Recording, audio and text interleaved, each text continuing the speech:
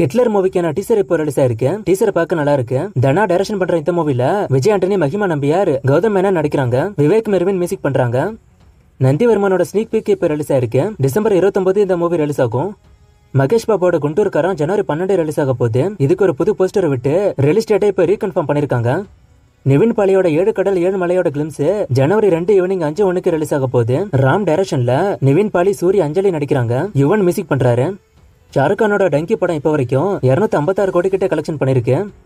Salaar collection பத்தி ஒரு பிரச்சனை போகுது. அது என்னங்கறத பார்த்துட்டு கலெக்ஷன் நாளைக்கு சொல்றேன். சிவகார்த்திகேயனோட SK21 படம் எமோஷனலுக்கு இம்பார்ட்டன்ட் கொடுக்குற ஒரு பயோபிக் படங்கிறத ஜிவி பிரகாஷ் இப்ப கன்ஃபார்ம் பண்ணிட்டாரு. இது பயோபிக் படமா நிறைய பேர் கேட்டீங்க. சோ ஜிவி பிரகாஷ் இப்ப கன்ஃபார்ம் பண்ணிட்டாரு. கூடவே இந்த படத்துக்கான டீசரும் சீக்கிரமா வரப்போகுதுன்னு சொல்லியிருக்காரு.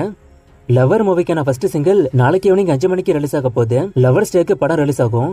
கேப்டன் மில்லரோட ரன் டைம் 2 மணி நேரம் 40 நிமிஷம் பண்ணி வந்திருக்கு. இது அன்சென்சார் வெர்ஷனுக்கு. சென்சார் பண்ணா லைட்டா ரன் டைம் மாறும். வாடிவாசல் பத்தியும் ஜிவி பிரகாஷ் இப்ப பேசியிருக்காரு. வாடிவாசலோட டியூன்ஸ் அண்ட் சாங்ஸ் எல்லாம் ரெடி தான். வெற்றிமாறன் அவரோட கமிட்மெண்ட் எல்லாம் முடிச்சிட்டாருன்னா இந்த படத்துக்கான ஒர்க் இமீடியட்டா ஸ்டார்ட் ஆகுங்கிற மாதிரி ஜிவி பிரகாஷ் இப்ப சொல்லியிருக்காரு.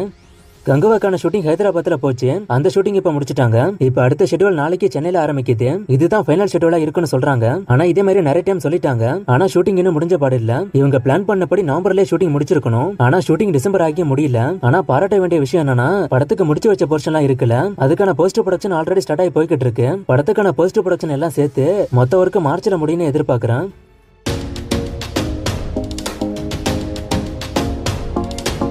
கங்குவா ட்ரெய்லர் எப்போ வரும்னு கேக்குறீங்க. ரிலீஸ் டேட் கன்ஃபார்ம் ஆனா தான் சொல்ல முடியும். ரிலீஸ்க்கு 2 வாரம் முன்னாடி அது வரும். டீசர் வேணா ஜனவரி பிப்ரவரியில வர சான்ஸ் இருக்கு.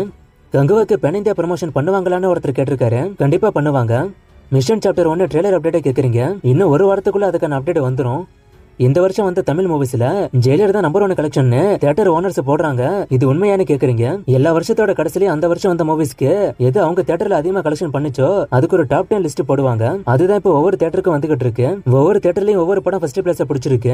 ஜெயிலர் மட்டுமே ஃபர்ஸ்ட் பிளேஸ் பிடிக்கல. ஒரு சில தியேட்டர்ல ஜெயிலர் ஃபர்ஸ்ட் பிளேஸ் பிடிச்சிருக்கு. ஒரு சில தியேட்டர்ல லியோ பிடிச்சிருக்கு. இன்னொரு சில தியேட்டர்ல வாரிசு, துணிவு, பொன்னியின் செல்வன் 2 பிடிச்சிருக்கு. வேட்டையன்ல ரஜினி சம்பளம் எவ்வளவுன்னு கேக்குறீங்க. 100 கோடிக்கு மேல. அக்யூரேட்டா எவ்வளவுன்னு தெரிஞ்சா சொல்றேன். விஜய்க்கு லியோ கம்பேக் படமான ஒருத்தர் கேட்டிருக்காரு. விஜய்க்கு லாஸ்டா வந்த மூவிஸ் ரிவ்யூ முன்ன பின்ன இருந்தாலும் மூவிஸ் எதுவும் ஃபிளாப் ஆகல. சோ ஒரு கம்பேக் கொடுக்க வேண்டிய அவசியம் இல்ல. கங்குவாக்கு 4 வாரம் OTT அக்ரிமெண்ட் மாத்த நினைச்சா மாத்த முடியும்னு சொல்றீங்க. அப்புறம் ஏன் லியோக்கு மாத்தலான்னு கேக்குறீங்க. இப்ப எக்ஸாம்பிளுக்கு லியோட OTT ரேட்ஸ் 120 கோடிக்கு போயிருக்குன்னு வச்சுப்போம். அதுல 4 வாரம் அக்ரிமெண்ட் 8 வாரத்துக்கு மாத்த சொன்னா ஒரு குறிப்பிட்ட அளவுக்கான பணத்தை OTT நிறுவனம் குறைக்க சொல்லுவாங்க. அதை ப்ரொடியூசர் ஒத்துக்கிட்டு குறைச்சாங்கன்னா 8 வாரத்துக்கு மாறும். அப்படி ஒத்துக்கலன்னா மாறாது. லியோ ப்ரொடியூசர் ஒத்துக்கல, அதனால 8 வாரத்துக்கு மாத்தல. கங்குவா ப்ரொடியூசர் ஒத்துக்கிட்டா மாத்த முடியும். தளபதி 68 சேட்டலைட் OTTலாம் வித்தாச்சான்னு ஒருத்தர் கேட்டிருக்காரு. வித்தாச்சுன்னு தான் நியூஸ் வந்துட்டு இருக்கு. ஆனா யாரு வாங்கியிருக்கான்னு இன்னும் சொல்லல.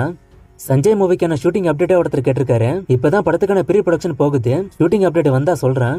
இந்தியன் 2 ஆகஸ்ட்ல ரிலீஸ் ஆகுமான்னு ஒருத்தர் கேட்டிருக்காரு. ஃபர்ஸ்ட் ஏப்ரல் தான் டார்கெட். ஏப்ரல் மிஸ் ஆச்சுன்னா ஆகஸ்டுக்கு வரும். கேம் சேஞ்சர்ல சூர்யா கேமியோ இருக்கான்னு கேக்குறீங்க. கேம் சேஞ்சர்ல சூர்யா இல்ல. பிகில் பட்ஜெட் எவ்வளவுன்னு கேக்குறீங்க. 160 கோடி கிட்ட.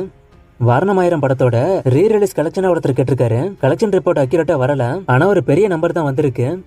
அலம்பனா என்னாச்சுன்னு ஒருத்தர் கேட்டிருக்காரு. அந்த படத்து மேல கொஞ்சம் பண பிரச்சனை இருக்கு. அதை கொடுத்துட்டாங்கன்னா படம் வந்துரும். சந்திரமுகி 1 கலெக்ஷன் என்ன? ஏன் அஜித் விஜய் மாதிரி பெரிய ஆக்டர்ஸ் எல்லாம் ஹாரர் மூவில நடிக்க மாட்டாங்கன்னு ஒருத்தர் கேட்டிருக்காரு. சந்திரமுகி 1 கலெக்ஷன் 90 கோடி. அஜித் விஜய் எல்லாம் ஹாரர் மூவில நடிக்கிறதுனா அவங்க முன்னாடியே நடிச்சிருக்கணும். இப்போ நடிச்ச ஆடியன்ஸ் கிட்ட எந்த அளவுக்கு ஒர்க் ஆகுன்னு தெரியல.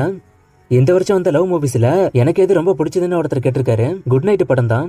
வலிமையில என்ன பிரச்சனை, ஏன் ஜிப்ரான் உள்ள வந்தாருன்னு ஒருத்தர் கேட்டிருக்காரு. பிரச்சனை ஒண்ணும் பெருசா இல்ல. கஜினோத்துக்கு ஜிப்ரான் மியூசிக் பண்ணுங்கிறது தான் அவரோட ஆசை. ஆனா அஜித்துக்கு யுவன் சங்கர் ராஜா பண்ணணுங்கிறது ஆசை. 2 பேருமே அவங்க முடிவை மாத்திக்கல. அதனால 2 பேருமே பண்ணாங்க. சாங்ஸை யுவன் பண்ணாரு, பேக்ரவுண்ட் ஸ்கோரை ஜிப்ரான் பண்ணாரு. இறைவன் படம் ஹிட்டா ஃபிளாப்பான்னு கேக்குறீங்க. இது ஃபிளாப் தான்.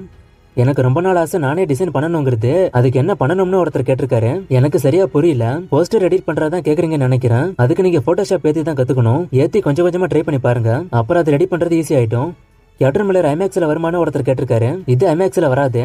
காஞ்சூரிங் கண்ணப்பன் ஹிட்டா ஃபிளாப்பா படம் பார்த்தாச்சான்னு ஒருத்தர் கேட்டிருக்காரு. படம் பார்த்துட்டேன். படம் ஒன்னும் பெருசா இல்ல. படம் ஃபிளாப் தான். நான் ஏன் அஜித்தை பத்தி பேச மாட்டேன்னு ஒருத்தர் கேட்டிருக்காரு. அப்டேட் வரும்போது பேசிக்கிட்டு தான் நண்பா இருக்கேன். நேத்து கூட பேசினேன்.